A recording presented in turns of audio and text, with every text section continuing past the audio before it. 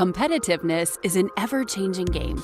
To rise to the top, countries, cities, and businesses need to continuously learn, adopting new approaches and practices to improve performance and increase productivity. The COVID-19 pandemic stressed the importance of preparing countries and organizations for a future in which extreme events will be increasingly more frequent. Benchmarking strategies with a design perspective can help nations to rebuild resilience and sustainability. Looking back at past crises to draw lessons for the future can be a way to accelerate learning and reinforce resilience as a capability. How can countries accelerate learning in policy and business to build future competitiveness? What best practices, models, and solutions can connect benchmarking with economic growth and innovation? With the Frame the Future conversation series, we are engaging corporations, nonprofits, government agencies, universities, entrepreneurs, and you.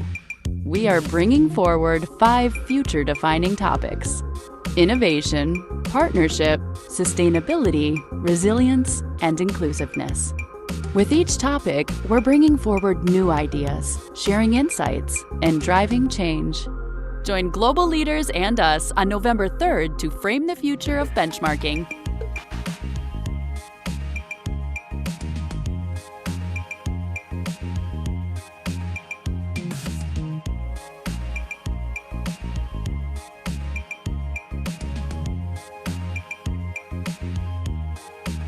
Global Federation of Competitiveness Councils, GFCC.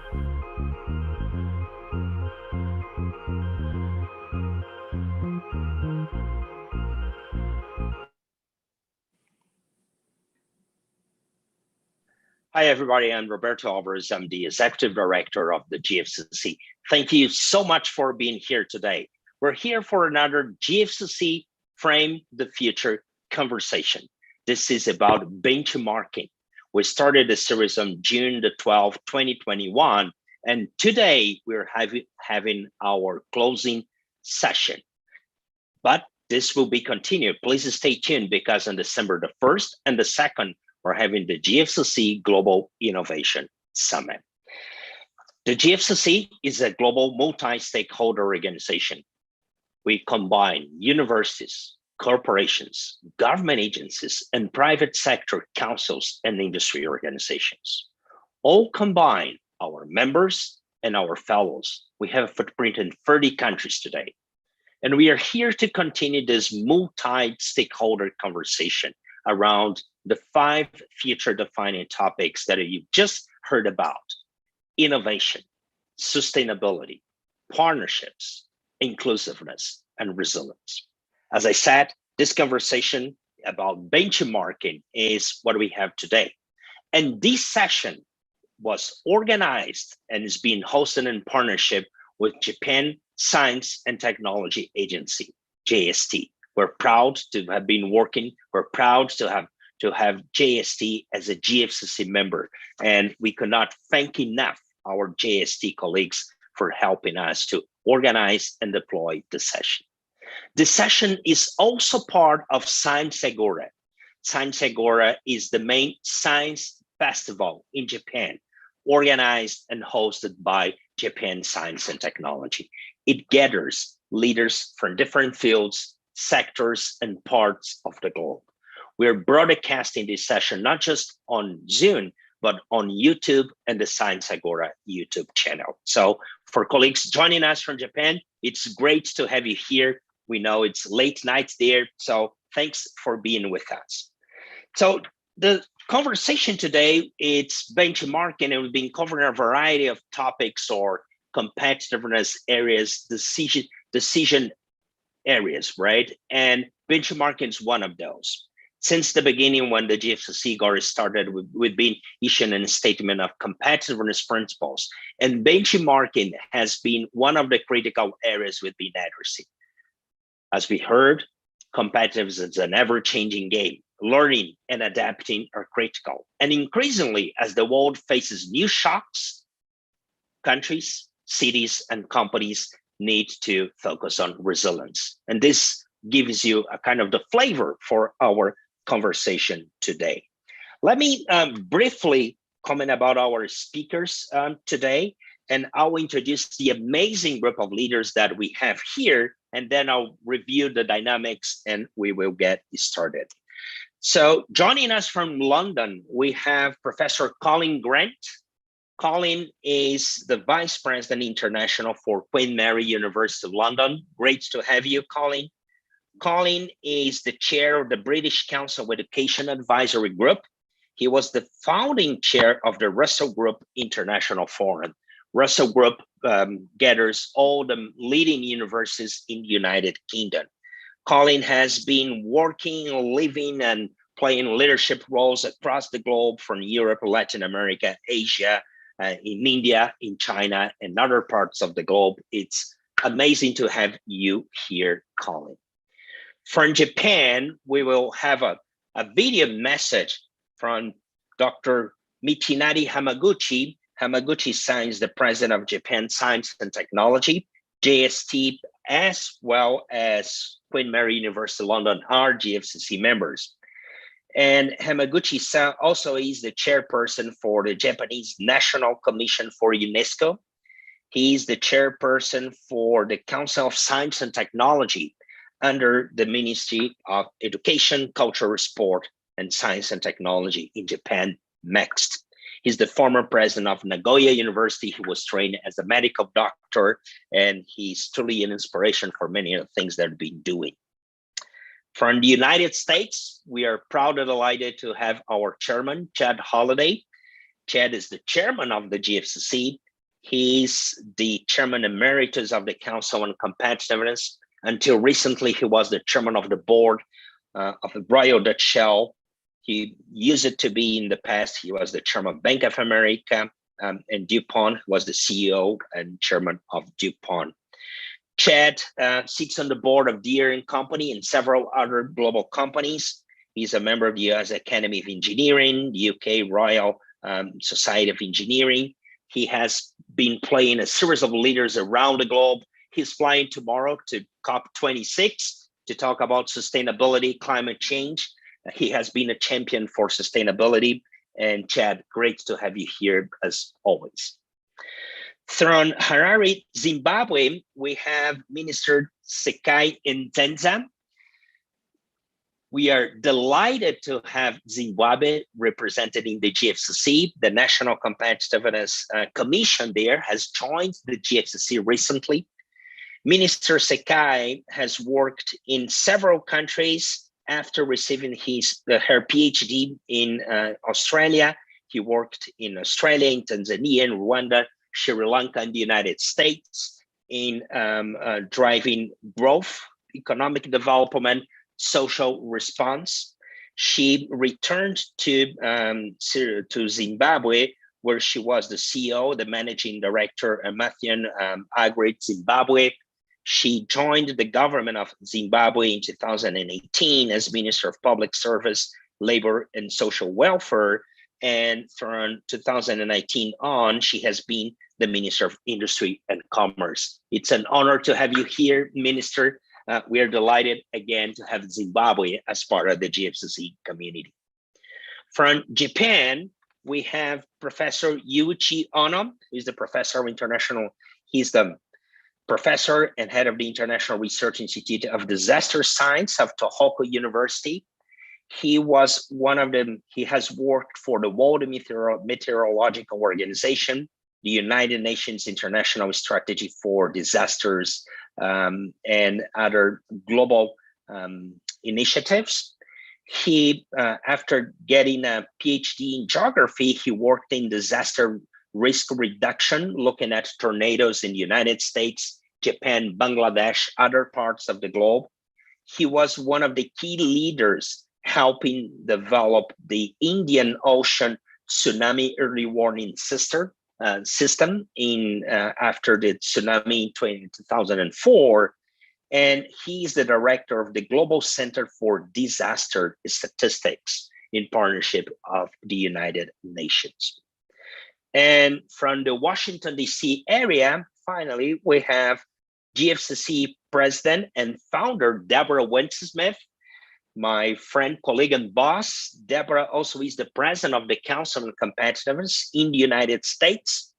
She was the first Assistant Secretary for Tech Policy in the Commerce Department in the United States. Deborah, who initiated her career in the National Science Foundation in the United States, has worked not just in commerce and NSF, but in the Office of Science and Technology at the White House. She was the Assistant Director for International at the Office of Science Technology at the White House. She was a board member for the IRS, NASDAQ, a variety of companies, and has been deeply involved with innovation systems in the United States and across the globe. It's always an inspiration to have you, Deborah. So we're getting started with our conversation, but we want you to be part of this. So please share your thoughts, any cases, examples, ideas. Feel free to say hi to other colleagues on the chat. But if you have a question, put that question on the Q&A. We would love to hear from you. We would love to have you as part of this conversation. I would say for us to get started, Deborah, I would like you to welcome our participants and make framing remarks, and then we'll have our first round. Deborah, over to you. Thank you, Roberto. Well, on behalf of the GFCC, let me welcome our distinguished group of panelists today, members of the GFCC. It really is an outstanding group of leaders from around the world. I want to in particular welcome our new member of the GFCC, Zimbabwe, Minister Nezeza. Thank you so much for joining us and for your leadership as Minister of Industry and Commerce. And of course, I want to thank our GFCC founder and chairman as well, Chad Holliday, who, as Roberto said, is about to depart for COP meetings in Glasgow. And I know he will have a huge impact on the discussion on sustainability, resiliency, and how to address the global climate challenge as we move into the years ahead. I want to also thank, of course, our colleagues from Japan who are sponsoring this session on benchmarking today. President Hamaguchi, who we will hear from shortly, really an inspirational leader of the science and technology enterprise in Japan, but very much a global figure in science and technology as well around the world. And his colleagues, Shimada-san and Professor Ono, thank you as well. And on the university front, boy, Colin Grant, you have been a tremendous inspiration on our President's University Forum and the GFCC and your leadership both in the UK and the EU, but very much around the world. So thank you so much. You know, I was thinking this morning as we got started that this is kind of a Back to the Future session today, and it's very fitting that it's the culminating session of our Frame the Future dialogue, because many of you know when the first competitiveness journey started in the world back in the mid-'80s, the real key issue was, how do you define competitiveness? What are the elements that make up a competitiveness policy? And then very importantly, how do you measure it, both inputs and outputs, to understand where your country is, where your region is, and where you stand in the globe? And I must say, as president of the U.S. Council on Competitiveness, founded in 1986, we're very proud that we were the organization in the world that created the first competitiveness index in partnership with Michael Porter at Harvard. And it really became the standard for indices and benchmarks that move forward in the world. The OECD's work, World Economic Forum, IMD, and many others. But moving forward, the GFCC, its inception and its establishment in 2010, benchmarking and understanding what are the key issues that drive productivity, inclusive prosperity, and growth, really was a driver for the constellation of members and leaders who came together under Chad Holliday's leadership as CEO and chairman of DuPont and president of the U.S. Council to form the GFCC. So we've been really, since our inception, focused on really what is the next innovation that's going to take place in the benchmarking arena, because benchmarking is not static. As Roberto has said, we're learning best practices. It really is a practice that has a beginning, but it never has an end. And so today, you know, with the issues that have emerged, innovation capacity, innovation capabilities being at the heart of future growth and business creation and job creation, understanding that without sustainability, one, we're not going to be able to move forward as a planet and as humankind, but we have to deal with all the unforeseen events that require resiliency to be baked in to our business and our societies. And of course, the global COVID pandemic, bringing that home so starkly over almost the last 2 years. So the GFCC is really looking at co-developing the next generation of metrics and understanding about benchmarking.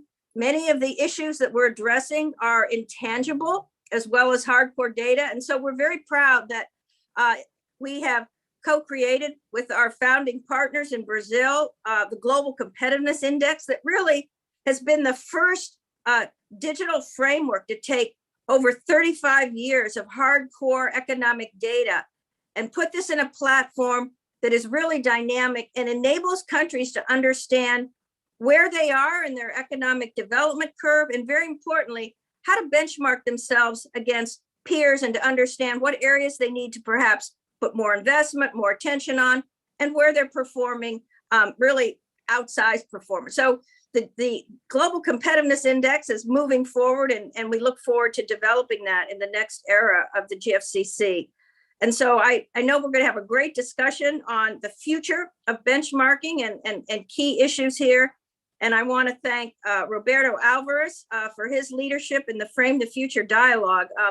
Roberto, it's been fantastic, and you and Vanessa and Simone and the team have really done a superb job. And I know as we move into the December GFCC summit that will be virtual this year out of Washington, D.C., where we started the GFCC a little over 10 years ago, what we've learned over these last months will be very, very important in framing a new set of GFCC global principles on what drives inclusive prosperity, growth, the partnerships, the inclusivity that enable our future prosperity as nations and regions and the globe. So I look forward to a great discussion, and thank you all for participating today. Thank you, Deborah. You're very kind. We'll get started with our conversation here, but before we do that, we have a quick poll, very quick, just to see where you are joining us from around the globe. So Vanessa, if you could put that on, and why we would do that. So please just let us know where you're joining us from, and this would be, we would be delighted to hear from you. Colin, I want to invite you, while we pull the results here, to for your initial remarks, let's say 5 minutes, each one of you. But Colin, you are the founder of a global policy institute. So how can we actually accelerate learning and policy learning from around the globe? So Vanessa, maybe we could finish the poll and turn to Colin. Yeah. So we have like half of the participants are joining us from Asia today. That's wonderful. So, but we have people from around the globe. Colin, over to you. Alberto, thank you so much for your typically gracious introduction. Konbanwa, Zuvarakanaka, good morning. I am simply delighted to be speaking again at this GFCC event. And of course, this is a particular event in partnership with JST. I think this is a time to cultivate learning, memory, and indeed remembrance. And I think in that process, it's important not to succumb to what a very famous poet once called the captive mind. So learning is vital in this next period. All too often, the hallmark of post-crisis action has been unlearning, suppression, and forgetting. And we see this today in realpolitik, and we see it in revisionist historiography. Crises also tell us that there are unanticipated interdependencies and consequences. Consider the Great East Japan earthquake, 9/11, the de-Ba'athification of Iraq, Brexit. And blind spots are, after all, part of our human condition. So, Roberto, you kindly mentioned our Queen Mary Global Policy Institute. We stand for a structured cross-sectoral dialogue The GFCC, of course, fulfills this role quite brilliantly, in my view. And we're very delighted that you, Roberto, are a senior fellow with QMGPI. Brief word about our core themes. They are health, recovery and reform, rights, inclusion and diversity, and resilience and sustainability. All of these themes are, in their design, cross-disciplinary. There are no disciplinary silos, we hope, no captive minds. So the Institute is designed as a translation engine to bring our research into active dialogue with key actors. There are two axes of operation. One is the intersectoral, as mentioned. The other is the interactional. We take a multi-voiced approach to impact building with science and technology agencies like JST, with NGOs, with charities, of course, universities, governments, industry, and policymakers. And I think that multi-voicedness must include the Global South. That's why I'm particularly thrilled that Minister Nzenza is sharing this panel with us today. So both these axes, the intersectoral and the interactional, enable open innovation and thus give us that acceleration capacity in the Institute. Perhaps a closing word on resilience. In our view, resilience is not self-reliance or a retreat from risk sharing. It is a learning capacity to absorb, withstand, understand uncertainty, trauma, and crisis. Thank you. Thank you so much, Colin, for, I would say, highlighting the importance of learning and explaining a bit on what you were doing with your global facility, one of the global facilities, to catalyze that. Minister Nzenza, I would like to turn to you. And again, as Deborah said, we're delighted to have Zimbabwe in the GFCC. And you are driving an agenda to industrialize, reindustrialize Zimbabwe. But also at the same time, for sure, you are benchmarking best practices to do that. But we all live in a world that faces new shocks. So how do you do that?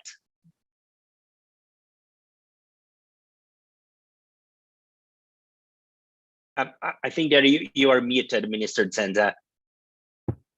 Terribly sorry, that was technology. We are learning.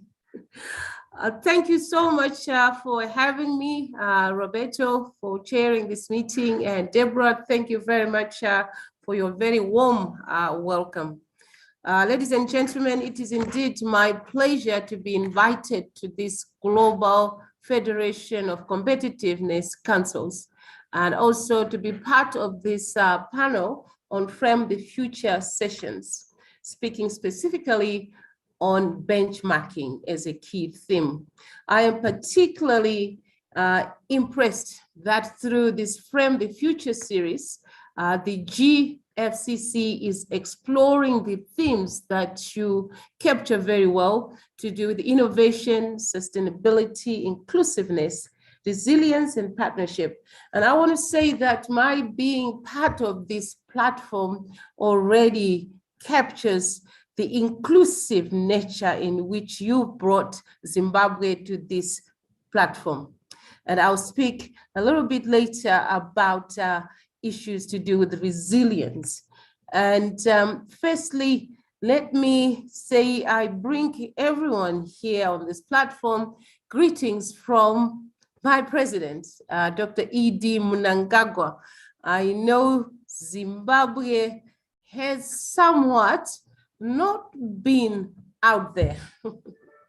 So we are very much on the drive to re-engage and also to re-industrialize.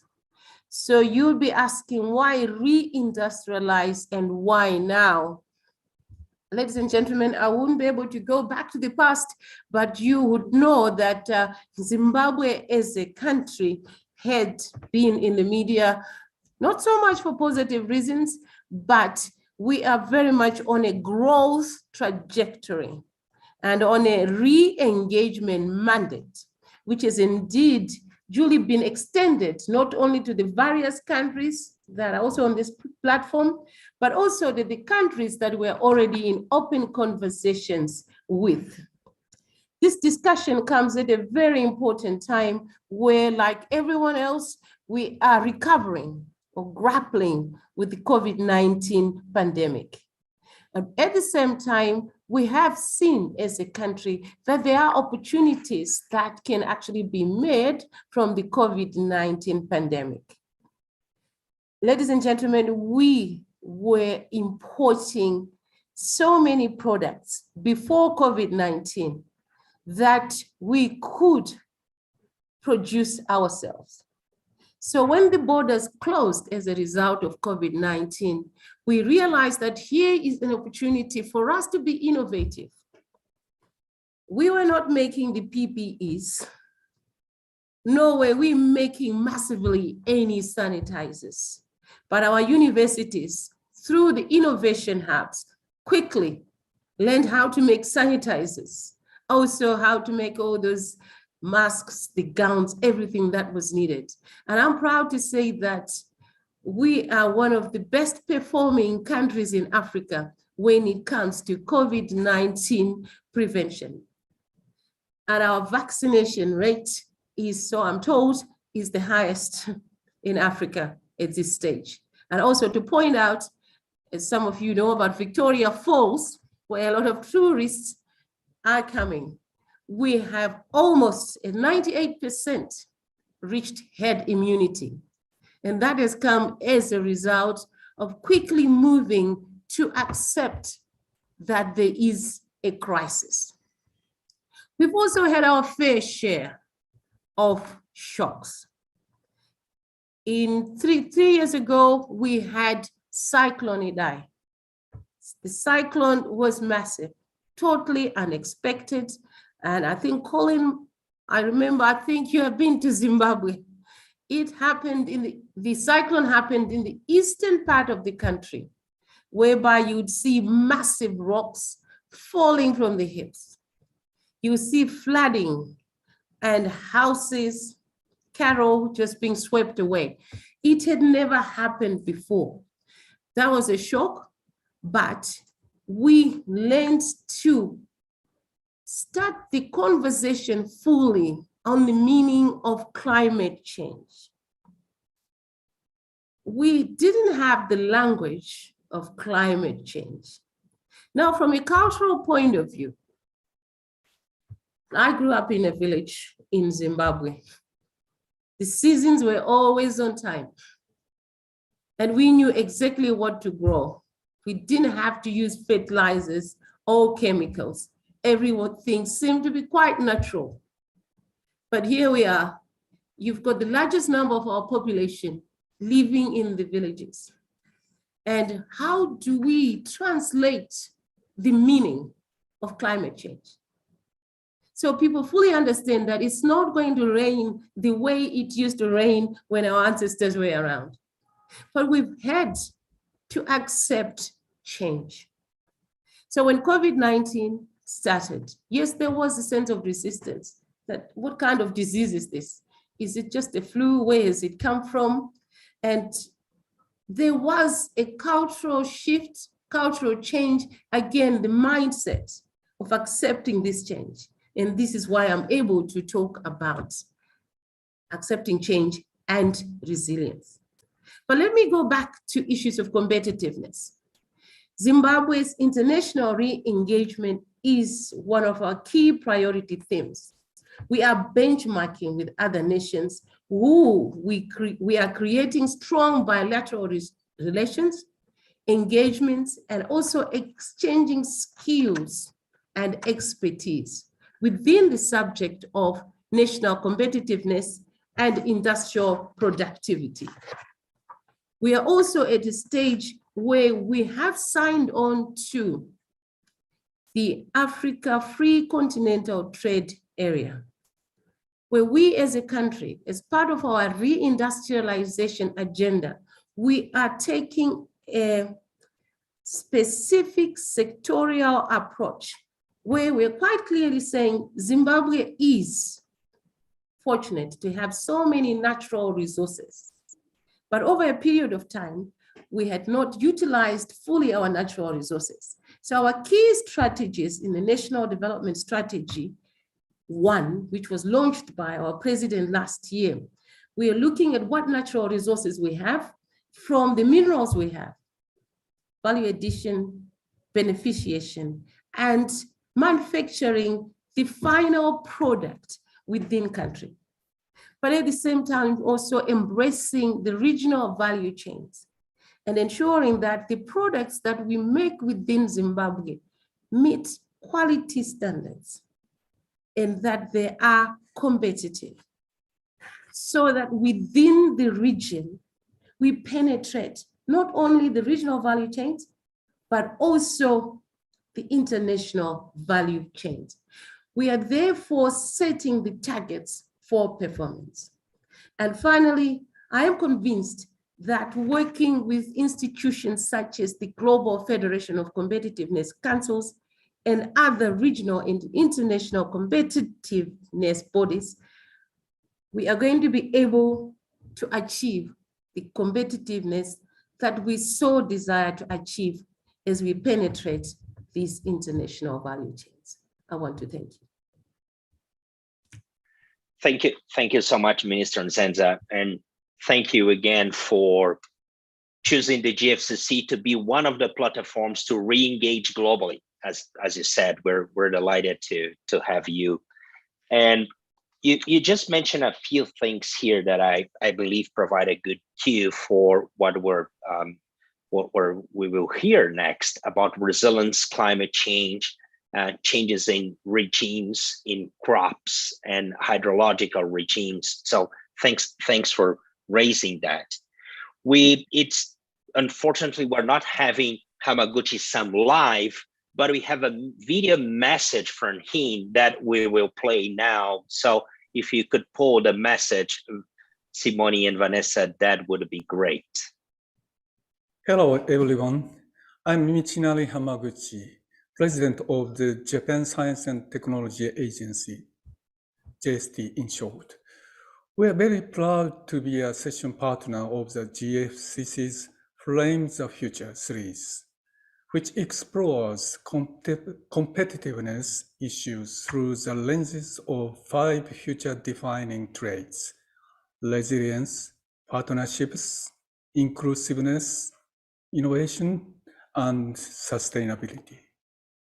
When I talked in the opening session of this series, I emphasized that resilience is the dominant topic in our minds today, not only because of the ongoing COVID-19 pandemic, but also because this is a 10th year remembrance of the East Japan earthquake in 2011. In today's final session, we will discuss benchmarking, which I believe is essential for framing a better future responding to crisis. We must remember, share, and pass down concrete memories and experiences. We must trust the young generation to frame a better and more resilient future based on lessons from the past. JST's Moonshot R&D program recently established 2 new research goals to build resilience. The goals were selected from the ideas of 21 young research teams who are asked to envision the ideal 2050 society. One selected goal is to harness the energy of typhoons for the realization of a society safe from the threat of extreme winds and rains by controlling and modifying the weather by 2050. The other goal is about human well-being, for the realization of a mentally healthy and dynamic society by increasing peace of mind and vitality by 2050. These goals encompass lessons from the past crisis, but also have a useful optimism that we can do better in future. I believe this is an approach we all need. In this session on benchmarking, we have distinguished speakers and audience from the variety of sectors of society. I am looking forward to stimulate and insightful discussions among them on how we contend with current crises and build better futures. In a word, resilience. Thank you.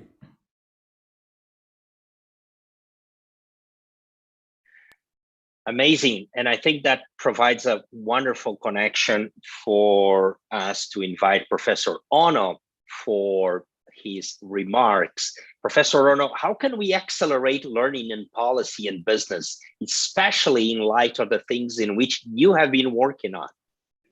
Yeah, thank you, Roberto, for inviting me as a speaker. And Chad and Deborah and others, I'm delighted to be in this GFCC meeting.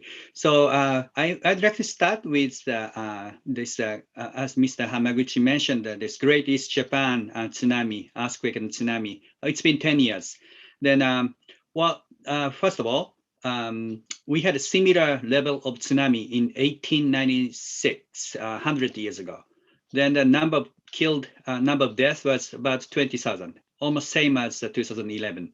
But the difference is there are about death ratio for the 100-year ago tsunami was 40% in inundated area, in the same area in Tohoku. Then this time, 2011, the death ratio was 3 to 4%.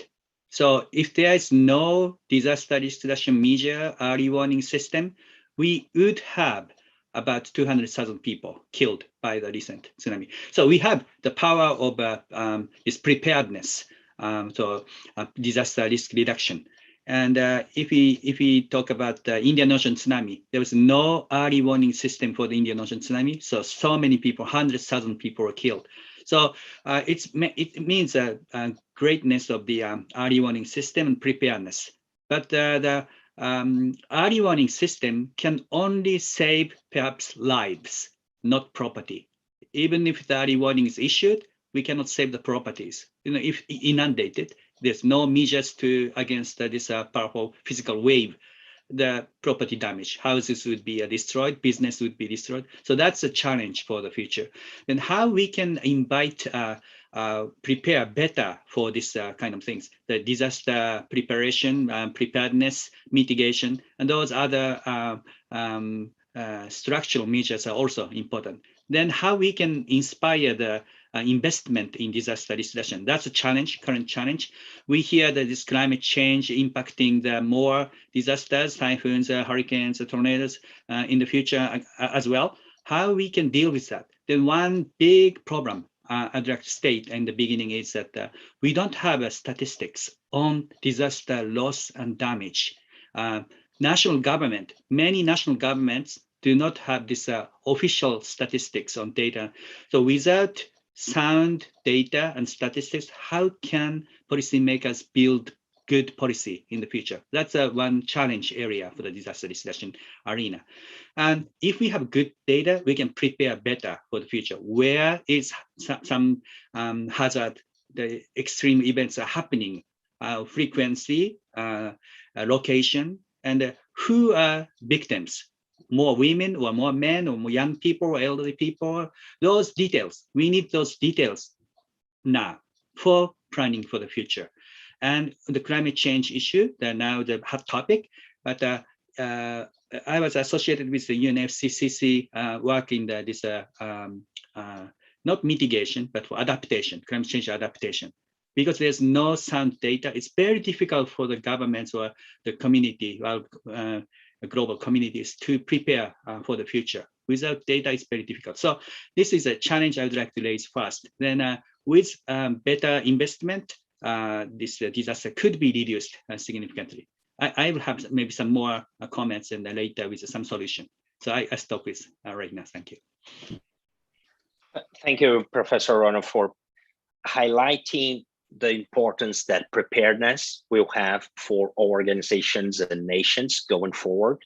Want to think about that, but also for the need that we have for data structures that could allow us to learn more and be better prepared for the future. So we have a quick poll that we're not doing now. We're doing a moment because I think that you raised this fundamental thing about learning from crisis and past accidents, let's say. So we'll have that in a moment. But Chad, I want to turn to you because you've been a champion for resilience.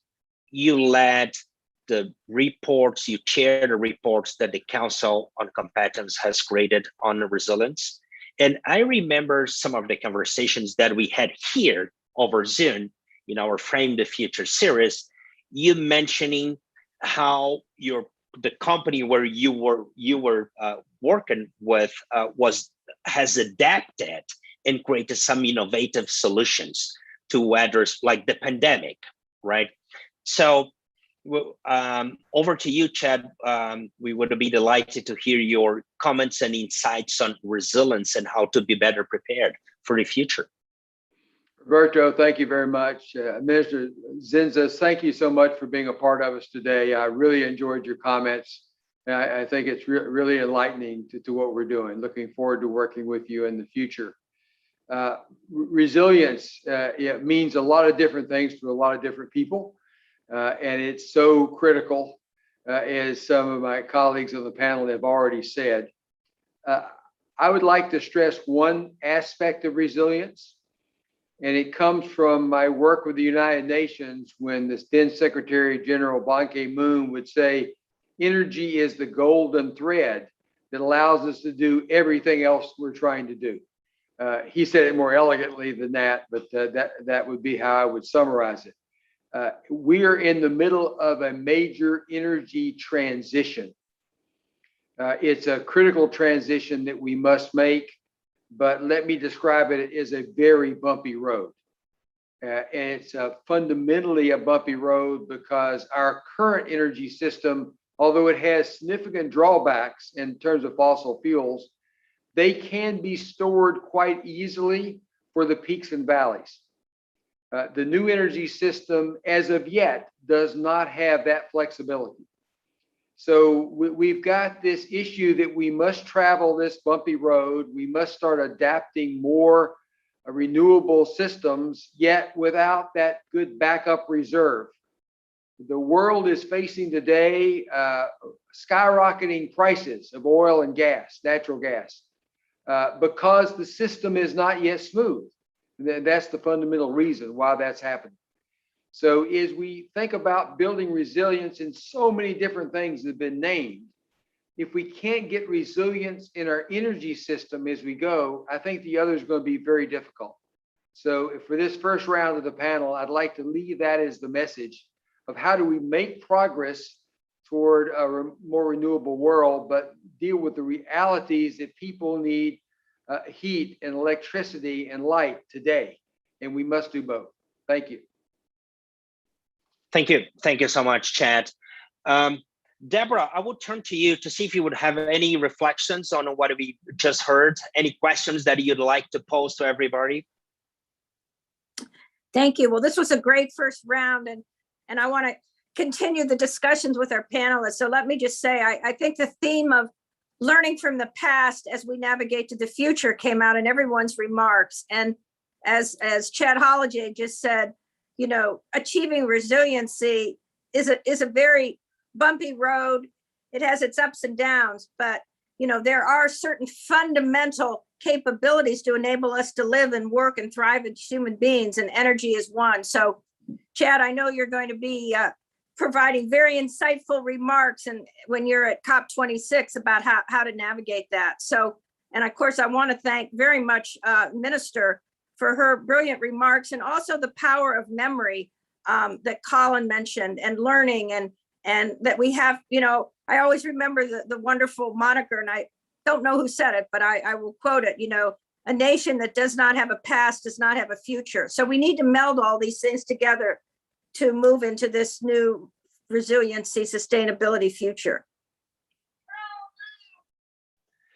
So maybe what it could do is we can continue this like a free flow conversation. We already have some questions here, but if I may, Minister Zenza, I would like to turn to you. You said that you would like to develop a bit more on resilience. And we just heard about from Chad about the fundamental issue of energy transition. So would you have any comments on the things that you are doing and thinking, doing, and steering in Zimbabwe related to that?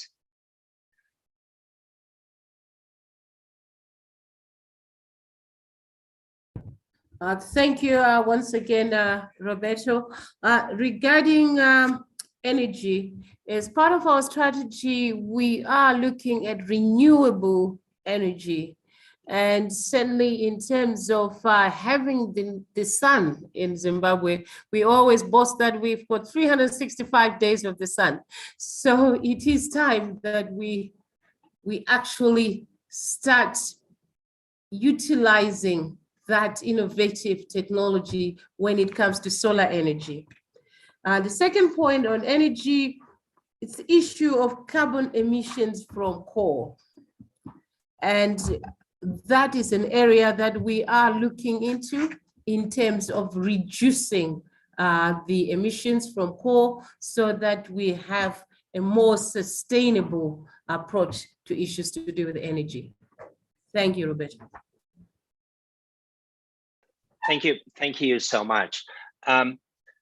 Professor Ono, I would like to turn back to you for you to further develop on how we can move from disaster management to preparedness. But before we do that, maybe what we could do here, Vanessa, is to quickly put the poll that we have about disasters. And thank you so much, Shimada-san from Japan Science and Technology, for coming up with that. So we would like to hear from all of you if you have learned anything from a past crisis or disaster, right? And if you have, so please answer the poll, but if you have, please also share that on the chat with us. We'll have it for 5 more seconds here. But Professor Ono, what are your recommendations? You mentioned the need of learning. You mentioned the need of data structures. You mentioned the need of collaboration. So how can we move the needle and make progress in terms of better learning and creating the future conditions for us to be more resilient? Do we have the results, Vanessa? Maybe should we stop here and before we turn to Professor Ono, let's pull the results. Yeah, so I think that everybody here has learned from past crises. So that's good. Yeah, so everybody who has answered the poll has learned from past crises. How can we accelerate learning, Professor Ono? Yes, the disaster management is a terminology. It's been a long time there, but disaster management, meaning manage disaster. Disaster is a term already. The impacting the society, negative impact on the society happened already. So it's after disaster, the agency tried to manage disaster, which means humanitarian responses. So it's a disaster response. How to manage disaster response? That's a disaster management in traditional terminology. So it's after disaster happens, providing water, sanitation, healthy environment, and so on. So that if we only continues to make this disaster management, we cannot stop the disaster from occurring. So how we can reduce impacts of the disaster? We have to prepare for the disaster. We have to invest in the disaster. But we are human beings, people. Do not have a tendency to prepare things before things happens. So it's during the normal time, how we can motivate people to invest in disaster reduction. That's a challenge. But if people see the disaster preparedness is an investment, it's not a payment, it's investment. If people can consider it as an investment, maybe agencies, people, a government will take more actions. Then in order to prove that, we need to have some a good figure or good statistics, good theory to do that. Then if we have good disaster statistics, if we have a good population data, we have a societal, physical, many data, then we can see there's some way to see how much investment is needed for per country, for per capita, or in case of Japan, since World War II, after the World War II, we have invested about 1% of the GDP in disaster risk reduction. We have figures. Then the number of disasters has been reducing in terms of number of people killed by disaster. Economic loss is slightly increasing these days, but with some good data, the analysis way of methodology, maybe people are more motivated. But that kind of research is still very poor. So we need to have a good statistics, but also how to motivate the agencies to invest in disaster risk reduction. In this sense, the third World Conference, UN World Conference on Disaster Risk Reduction, held in Sendai in 2015, made a Sendai framework for disaster risk reduction, which is linking with the SDGs. So this Sendai framework is providing the venue, first time in the history of disaster risk reduction, and having 7 global targets, including the reducing number of deaths, increasing number of economic losses, and so on. So these first global 7 disaster risk reduction targets would be motivating the governments to invest in disaster risk reduction. I have more to say, but I stop for now. Thank you. Thank you, Yuichi. A quick follow-up question here. Where should we all look for inspiration if you're thinking benchmarking and preparedness? What are the benchmarks that we should all consider? Well, this is a great question, and I'm asking for myself as well. But the benchmarking, for the benchmarking, maybe I come back to the first, my issue. Without good data, statistics, we cannot really have a future. So it's very important for each government to develop the disaster loss and damage statistics, where disaster is occurring, how many people are killed, what disaster is occurring. With that information and very clear information, I think there can be a good benchmarking established for each country. We are not doing this numbering statistics for the monitoring for the global targets or SDG and so on. It's for the government, for the country, for the people in the government, for the country, to make a better policy based on this analysis and statistics. So that will be my answer for that. It's not very clear, but there are some mechanisms. Maybe one concrete example. Japanese government has been doing this so-called disaster reduction white book every year since 1959 or 60s. Like we had a big typhoon, killed several thousand people, and if that kind of typhoon continues to happen in the 50s and 50s and 60s in Japan, World War II aftermath, then Japanese economic growth would not have been achieved, because so many disasters to deal with. So the disaster wiped out economic development instantly. So if we cannot manage that disaster, then we would have been very slack in economic growth. So the government made a very serious decision. So for one of the actions they took was to make a report, annual report by the parliamentarians. They decided for the governments to develop it.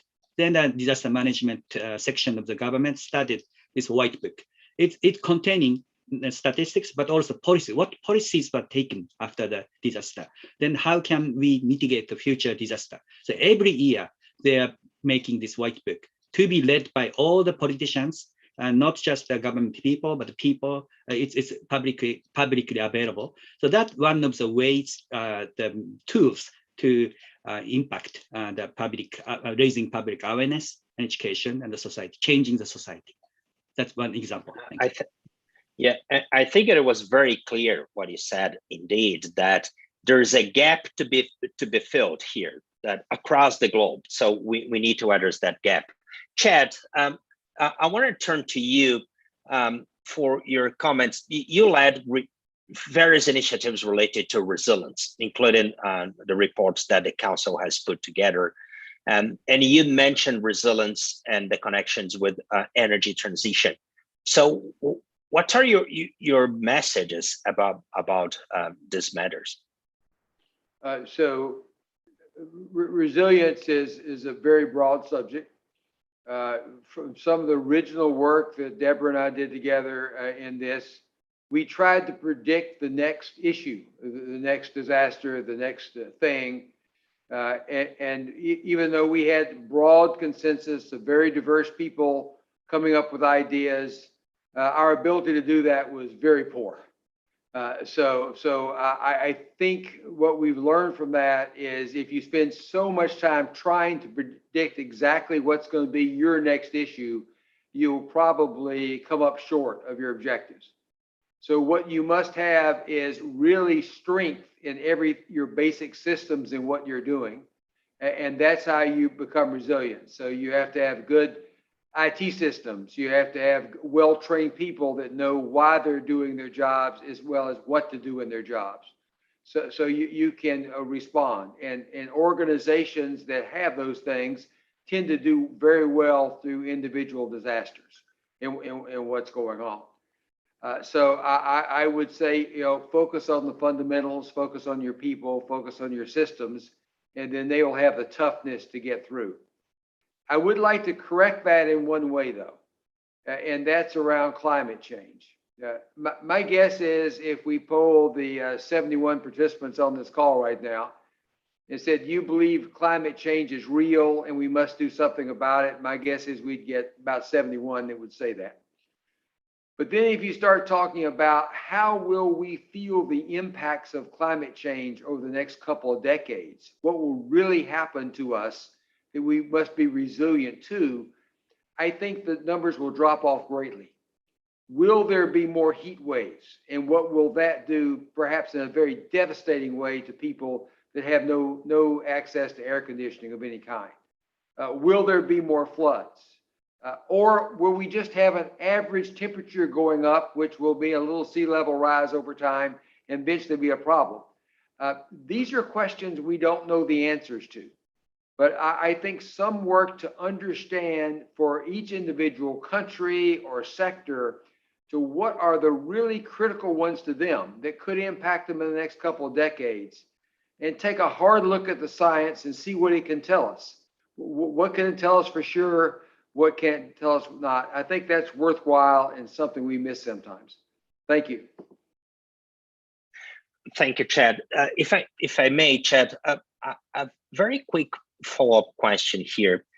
When we think about resilience and, for instance, some of the developments that we're seeing related to the pandemic, do you see a trend in the business world today to increase buffers, to build extra capacity to be prepared for future shocks? Is that a trend that you are seeing around the globe today as a business leader? Oh, absolutely. And my prediction is a year from now, they'll be gone. So we're really good at it when the crisis is with us, but then our muscle memory goes away pretty fast. And I recall from my time at DuPont after another pandemic type event about 15 years ago, we urged companies to stockpile protective equipment, masks and gowns and things that they would have them available. A hand sanitizer, for example. And we actually did that in my company. We provided every employee with a kit that would be available to them because we realized distribution might be an issue to get it out to people. So it was there. But with time, people forget. So my guess is we'll remember this one for a while, but the really smart companies will keep it renewed with time. Deborah? Well, I want to jump in on one thing following up, Chad's comments. And, one of the reasons that the council, on competitiveness began the work on resiliency was looking at the challenges around security, coming after 9/11. And, Chad was the CEO of DuPont at the time, and he won't say this, so I will, but DuPont really was the global leader under Chad's leadership of looking at issues around environmental safety and health and embedding safety and environmental health into all aspects of their business operations, not as a cost of business, but it ended up driving competitiveness and productivity. And throughout the United States, and I think around the world, you know, environmental safety for workers working in complex operations, such as, you know, in the case of DuPont making, you know, materials and things, was critical. And whether it was our national laboratories in the US or other firms, if you wanted to know how to do environmental safety and health, you went to DuPont to see those systems. And the metrics followed. The productivity metrics followed from that. So I think, you know, while that's some years ago, it's still very relevant for going forward. We can't look at resiliency and sustainability and climate mitigation. It's just a cost of doing business. If it's done right, it's going to enhance growth. And of course, the other thing that's very exciting now is the use of modeling and simulation tools, whether it's the most advanced supercomputers, but now artificial intelligence and how that is automating data linked to simulation. It's going to give us a new type of predictive capability that we didn't have, you know, even 5 years ago. Thank you, Deborah, for talking about how we should all reframe thinking and the impact, the positive impact that could have on, let's say, on the bottom line of companies and organizations, and very much in line to what Professor Rono has said, that we need to see that as an investment, right? So thanks for that. And maybe we could shift a bit our conversation. I want to turn to you, Colleen. We got a question here about ethics. And I know that you've been making the point about benchmarking and ethics. So we got a question here from a colleague about the ethics in supply chains, right? And how we can talk about disasters and ethics, and even how we can see that. I think that's very well connected to what Deborah said. Shifting the thinking, reframing, having certain things seen as investment and not just cost. But over to you, Colleen, and then we have some great questions from our friend and colleague Chad Evans about the meaning of competitive. So once we hear from you, Colleen, I would like to go to Chad's questions and maybe to Minister Nzenze. So Colleen, over to you. Thank you very much, Roberto. And yes, delighted to see the questions about trust and ethics in the chat. And you're right, this is an area about which I'm extremely passionate. Just building on, there's such a richness of testimony here today, but building on one of the points made by Professor Ono, I believe, best practice in disaster management. On an impressionistic sort of anecdotal level, isn't it always uplifting when we see emergency services in response to disaster, and I get the point about responsive mode, from many different countries coming together and working as one. So I think there's something there about disinterestedness or disinterest in the national interest, in pursuit of something greater than that, in pursuit of the greater good. And I guess there are some pretty serious challenges, if I make a leap to international organizations, set up in the aftermath, to coin a phrase, of the Second World War, UN, World Bank, IMF, some pretty big challenges around multilateral frameworks, shared values, shared understanding, and arguably, therefore, ethical codes to bring it back to ethics. So I think there are questions there for me about multilateral frameworks and how we preserve ethics, how we build trust across nations, despite the turbulence we see, and how we build equity into, for example, to use a topical case, a vaccine rollout, but also supply chains to preserve, to enhance the sustainability of local economies, because this cannot be a zero-sum game. So that wasn't a very linear response, Roberto, apologies to your question, but I think there's a bundle of issues there around multilateral frameworks, transparency, ethics, and the need to build trust all the way through supply chains as well. Quick follow-up here, Colleen. You mentioned you talked about international organizations and multilateral frameworks. What are maybe some of the key things that need to be addressed that you see? So I think others on the panel, and indeed Deborah, have referenced the need for evidence-informed decision making. So robust data, but robust data is only as good as our human capacity to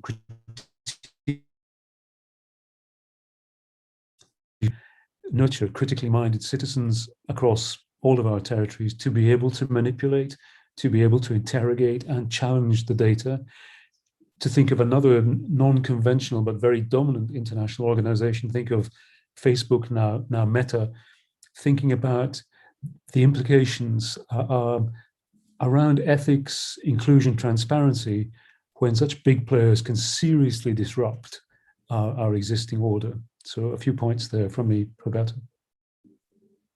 Thank you, and thanks for highlighting what I think is the rise of a new type of international organizations or big, let's say, digital companies and alike, let's say new players in the global scenario.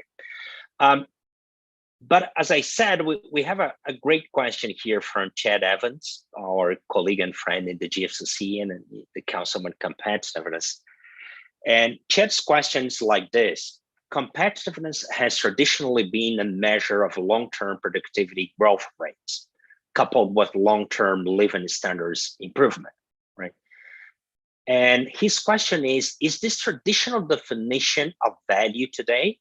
Are there other metrics as critical to understand in defining competitiveness today? Are those metrics focused on inputs or outputs? How do you see the changing landscape, the way we measure competitiveness today? And I would put that out and see who would like maybe to address that. Maybe Minister Zenza, Chad, Deborah, any comments on that?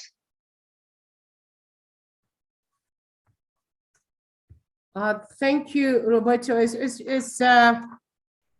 Chad was speaking earlier, I started thinking more in terms of the poverty.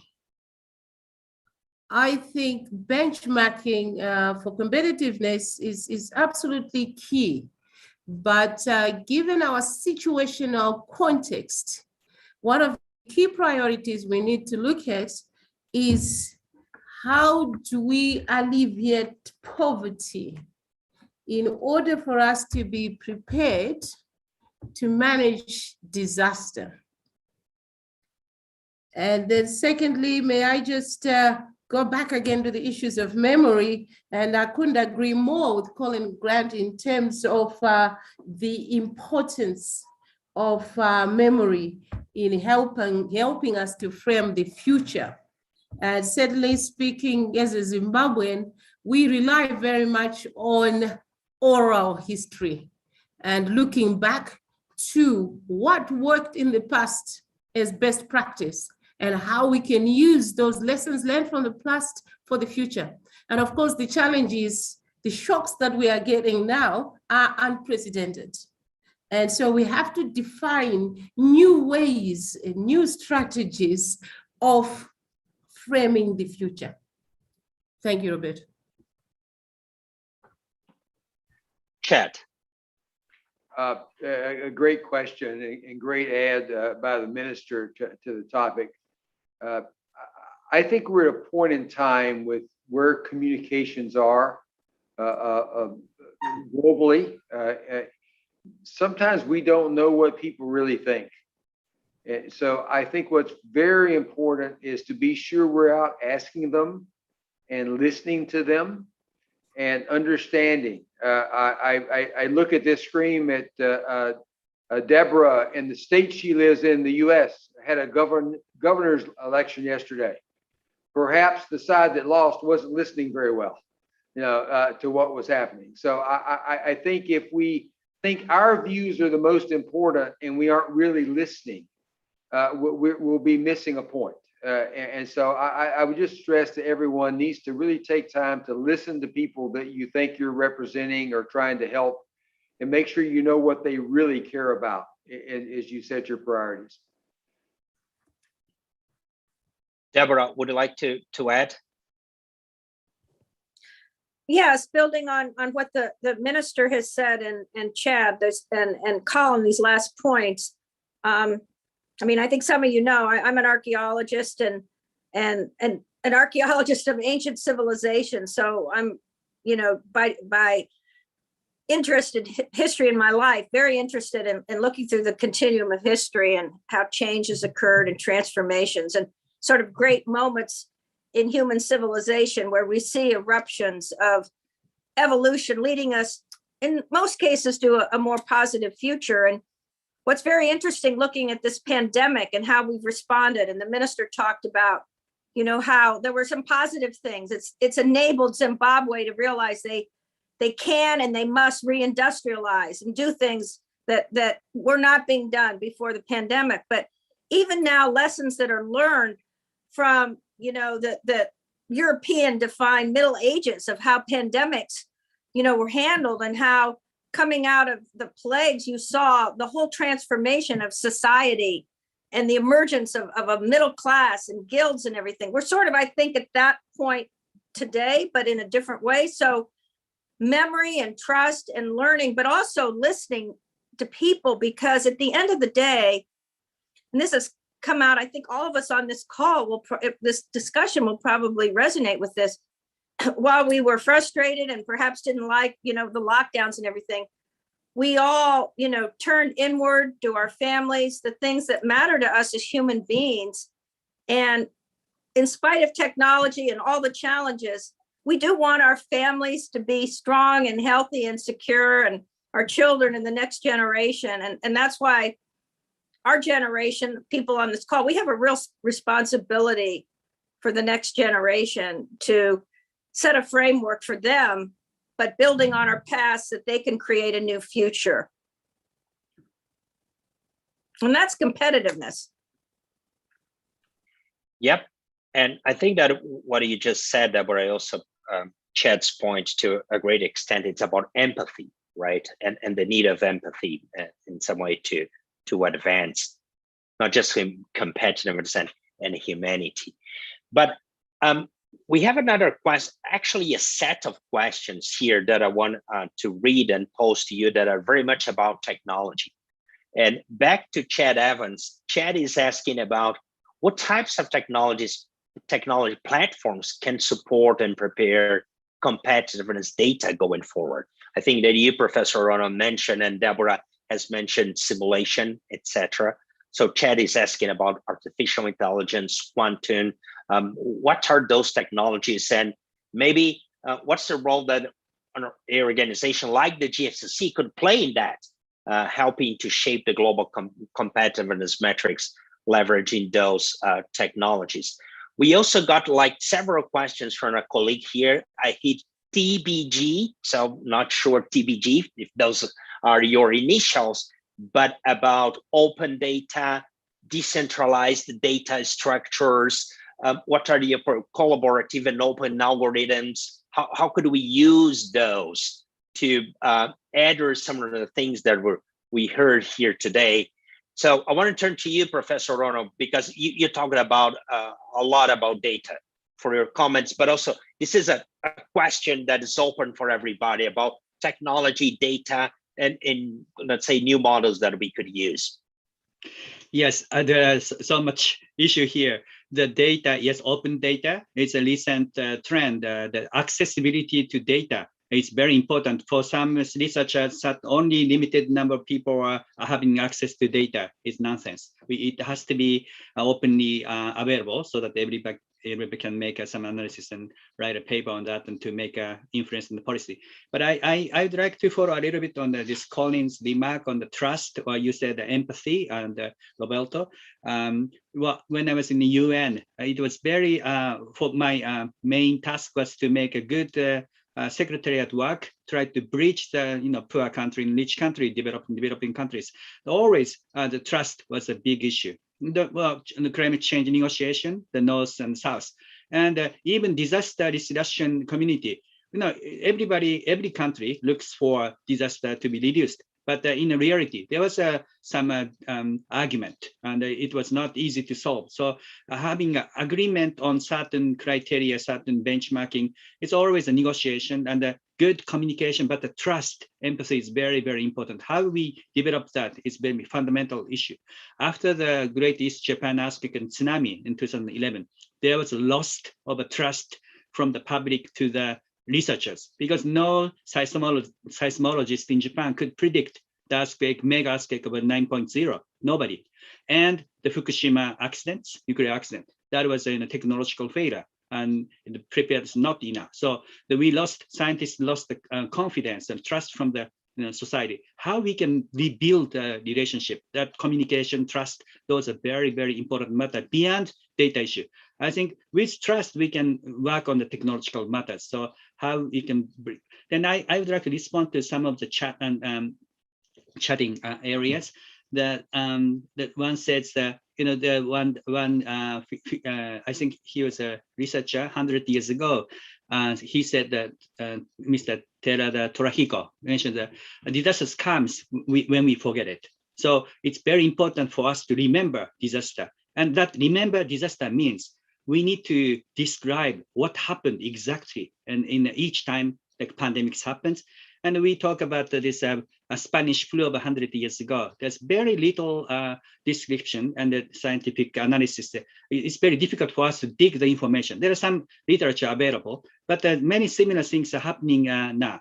Then the Philippines, big typhoon hit Philippines, but 100 years ago, the similar level of typhoon hit. So it's very important for us to have a good memory, descriptive. Well, we don't have to say data, but what happened, describing what happened for the future generations. So I conclude that important to remember what's happening now to predict for the future. So that's my remarks. And you have also, let's say, laid out this structure. So data is fundamental, but we need trust before that, even to build data sets. So thanks for reminding everybody. Minister Zenza, I know that you need to leave for a cabinet meeting. So we wanted to hear, let's say, any final comments from you. And also for sure on this issue about how technology could be used to build future competitiveness and to address the things that we talked here about resilience, but also any other final comments that you may have before you leave for your cabinet meeting. Thank you once again, Roberto. Just a correction, it's not a cabinet meeting. I've just been asked to see the vice president urgently. So the comment that I'll leave is firstly to thank you once again and colleagues on the platform that this has been a real opportunity for Zimbabwe in terms of our re-engagement agenda and also being heard. And it's a sense of reassurance in terms of what we are grappling with is no different to what other nations are grappling with. So in closing, I would just like to emphasize on the need for shared skill and shared knowledge, and also to buttress the point on data collection, and where we, as the countries in the southern part of Africa, while we are ready for innovation and technology, we still seek that kind of skills sharing. Thank you once again. Thank you, Minister, so much. And we hope to come to Zimbabwe, the GFCC, to be in your country under your leadership. Thank you so very much. Thank you again. Bye for now. Thank you. Bye for now. Thanks for being with us. We have 10 minutes to go here. So maybe what, Colin, we were talking about memory here, and you got it started talking about that. So what are maybe some of the examples, cases, or any ideas that you would have that could help us to improve the way we systematize the things that we see, we hear, we do, and our memories? So any ideas on that? Roberto, thank you very much indeed for that. I wonder if I may, if I could back up actually to a couple of previous questions. One Chad Evans put to us, and it's a shame, obviously, Minister Nzenza had to depart, I understand that. But I was about to say in response to Chad's question, what are the new areas that might inform benchmarking, that there does seem to have been a shift towards a greater emphasis on partnership, on inclusivity, on inclusiveness. And then I stopped, because I think what the pandemic has shown us once again is that I'm being slightly provocative here, we don't care nearly enough about the other, and we certainly don't care about Africa. So that's a conversation I'll pursue with the minister after this event. But to your point about empathy, care, it's a very soft metric, but ultimately well-being, mental and physical, has got to be part of any new output conception in benchmarking. The other thing was on data. We are faced, so we're really trying to catch up with the genie that escaped the bottle a long time ago with big tech. I think those big political actors, because that's what they are, require really robust global governance, right to protect, right to privacy, right to redress as well. So I think there's a multilateral framework demand there. And then I think we need to be honest with ourselves about the level of care that we've demonstrated so far as a global community. Thank you. Thank you so much, Colin. We do have, before we go for our final round, we do have a final poll here to see maybe to get insights from our audience on tools or solutions that we could or should have in place. So maybe Vanessa, yeah. So let's take like 15 minutes, and what would be maybe some of the most important factors to build future resilience? Please vote. We'll be pulling results and use those maybe to catalyze the conversation in our final round here.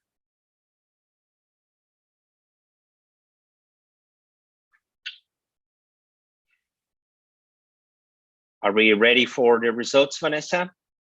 Counting down 5, 4, 3, 2, 1. Let's see. More people are reading the options. Let's see. 3, 2, 1. Yep. Okay, so we got several inputs. So key factors going forward, knowledge transfer and across sectors and nations, how we could catalyze that. That's what got most of the votes. And right after that, cross-agency coordination and co-creation in policy and in policy making, right? So inputs and insights from our audience here. And yeah, so maybe we could go and give each one of our amazing panelists here like 1 minute for their final remarks. Chad, you'd like to start? Oh, thank you very much, Roberto. I just want to go back to what Colin has been talking about, because I think about that as underlying all those factors. You know, if you don't have trust, and I don't know how you have trust if you're not ethical, yeah, I'm not sure how you do any of this stuff.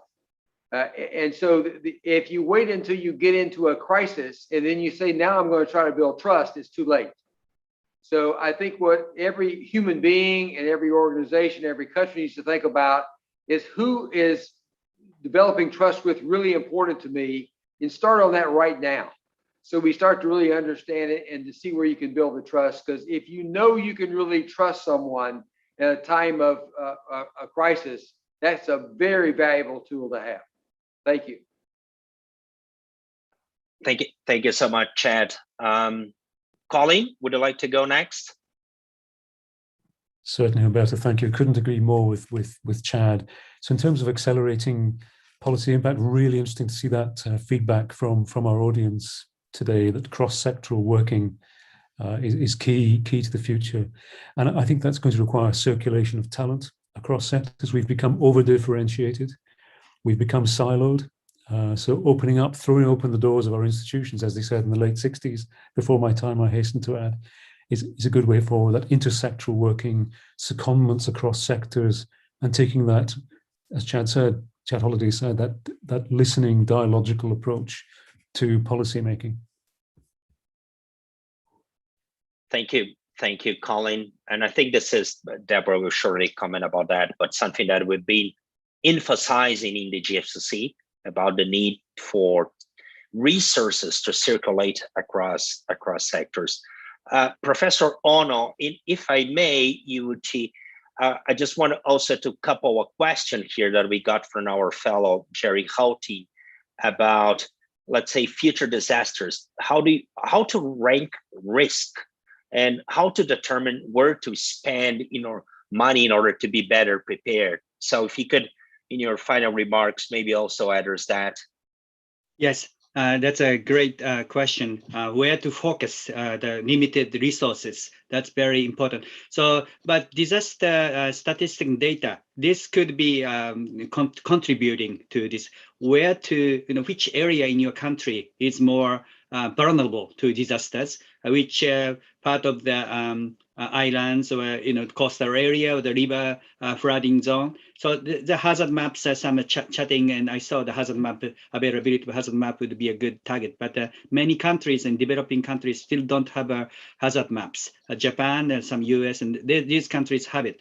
But those fairness, whether we need to assist each other for lack of knowledge or risk transfer and knowledge transfer is very important. Sharing the knowledge.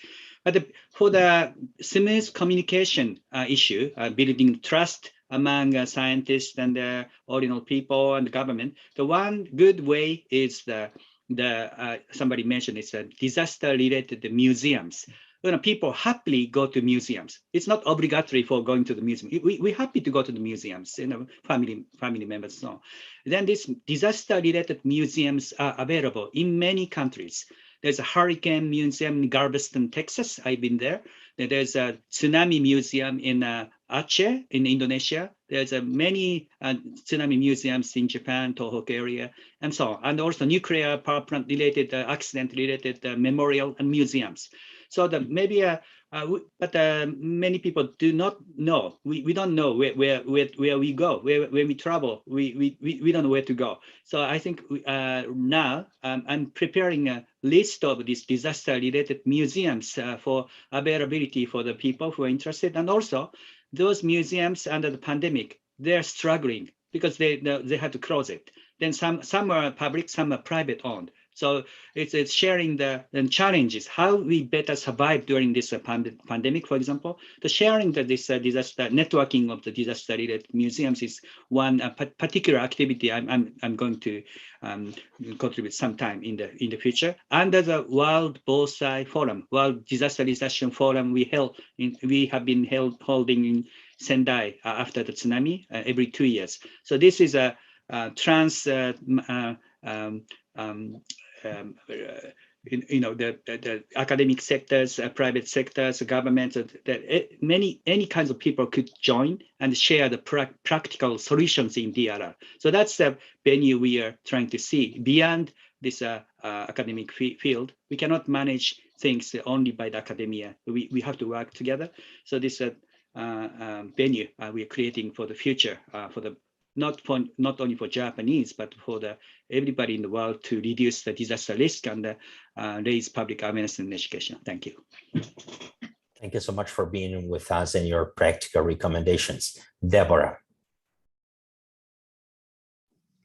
Let me thank everyone for their tremendous remarks, insights, and contribution to this final discussion of the Frame the Future dialogue. And again, I want to thank Japan Science and Technology Agency, President Hamaguchi-san, Shimada-san, for their sponsorship and leadership of this discussion. It was about benchmarking, and we actually had a very robust discussion of all the 5 pillars: innovation, sustainability, and resiliency. But very importantly, I think what emerged is that inclusiveness and partnerships enable what we want to achieve in terms of a competitiveness future. So 3 things that really came to mind from the discussion: the importance of memory in our nations and our culture, this learning and how we take learning to try and do better going forward, and of course, ethics and trust. And this requires, again, inclusiveness and partnership get to the future. So thank you all for participating. Chad, good luck on your trip to Glasgow. We look forward to hearing your remarks. We know they'll be brilliant. And again, thank you all. And Roberto, I think we need an applause for you and the team for the Frame the Future series. It's really been outstanding and will certainly enable us to have a very exciting 2021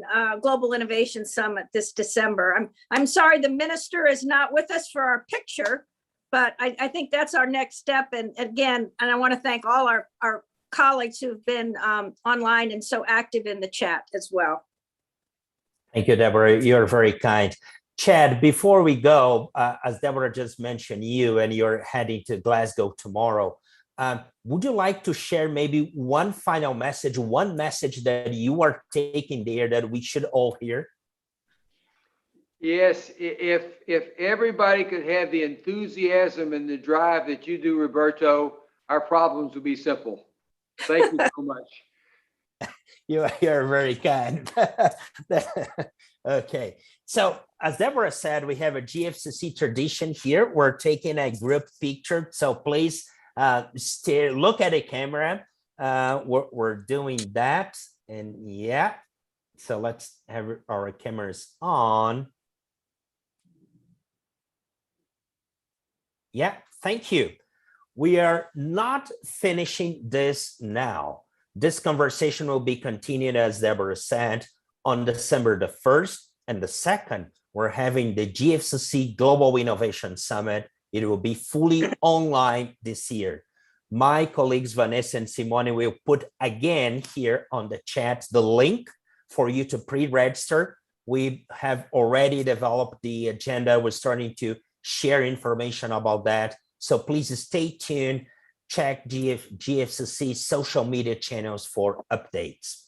This has been an exciting journey. We started this on June 12, 2021. We had people from around 30 countries joining and speaking during the Frame the Future series, as Deborah has emphasized, and we heard from some of you, like you, Colin. We have colleagues joining from across sectors, industry, government, nonprofit organizations, and corporations. In addition to that, we had a chance to bring to this conversation young entrepreneurs from around the globe, people who will be here building and working in the future. So this has been so exciting. It will be continued.